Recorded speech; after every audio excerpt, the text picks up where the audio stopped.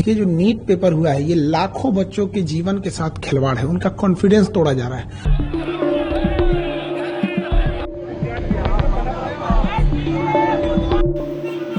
Medical কলেজে ভর্তির জাতীয় পরীক্ষা নিট নিয়ে দেশ জুড়ে এখন তোলপাড় চলছে এবং এই নিয়ে তৈরি হয়েছে চরম অনিশ্চয়তা। গত ৩রা মে দেশ জুড়ে প্রায় ২২ লক্ষ ছাত্রছাত্রী নিট পরীক্ষা দিয়েছিলেন, কিন্তু পরীক্ষা শেষ হতে না হতেই প্রশ্ন ফাঁসের মারাত্মক অভিযোগ ওঠে এবং তদন্ত করার সময় দেখা যায় যে পরীক্ষার যে আসল প্রশ্নপত্র তার একটা বড় অংশ অনেক আগেই লিক হয়ে গিয়েছিল।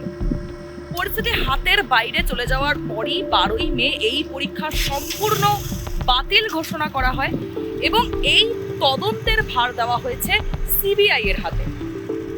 এই পরীক্ষা নেওয়ার দায়িত্বে থাকে এনটিএ অর্থাৎ ন্যাশনাল টেস্টিং এজেন্সি।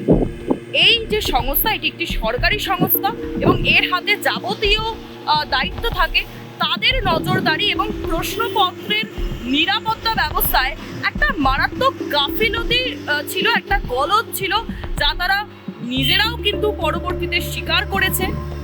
বিহার এবং ঝাড়খণ্ড এছাড়াও রাজস্থান সহ বেশ কয়েকটি রাজ্যে বড় বড় অপরাধী চক্র বা প্রশ্ন ফাঁস মাফিয়া এই কাণ্ডের সক্রিয় আছে এমনটাই জানা যাচ্ছে।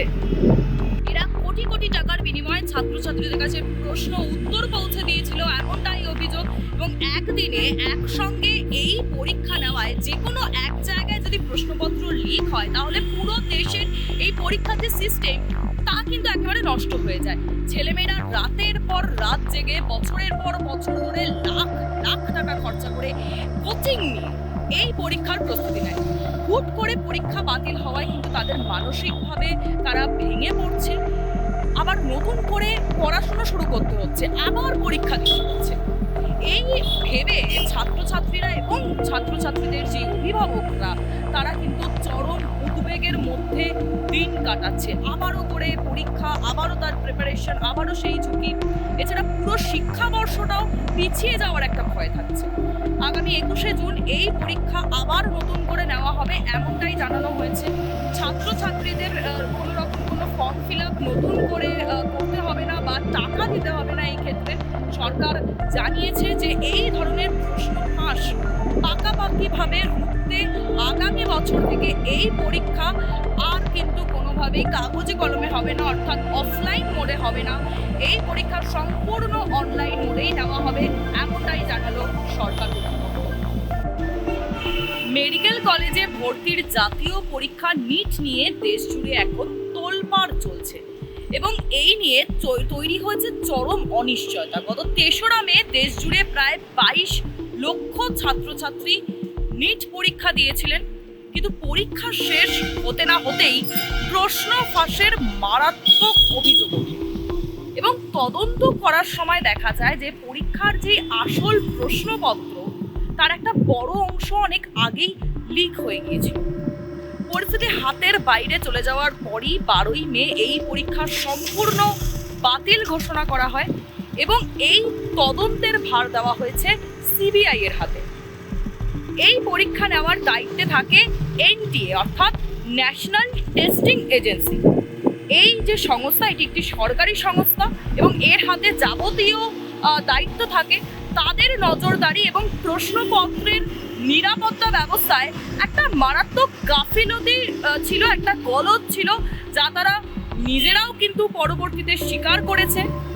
বিহার এবং ঝাড়খণ্ড এছাড়াও রাজস্থান সহ বেশ কয়েকটি রাজ্যে বড় বড় অপরাধী চক্র বা প্রশ্ন ফাঁস মাফিয়া এই কাণ্ডের সক্রিয় আছে এমনটাই জানা যাচ্ছে। এরা কোটি কোটি টাকার বিনিময়ে ছাত্রছাত্রীদের কাছে প্রশ্ন উত্তর পৌঁছে দিয়েছিল এমনটাই অভিযোগ এবং একদিনে একসঙ্গে এই পরীক্ষা নেওয়ায় যে কোনো এক জায়গায় যদি প্রশ্নপত্র লিক হয় তাহলে পুরো দেশের এই পরীক্ষার যে সিস্টেম তা কিন্তু একেবারে নষ্ট হয়ে যায়। ছেলেমেয়েরা রাতের পর রাত জেগে বছরের পর বছর ধরে লাখ লাখ টাকা খরচা করে কোচিং নিয়ে এই পরীক্ষার প্রস্তুতি নেয়।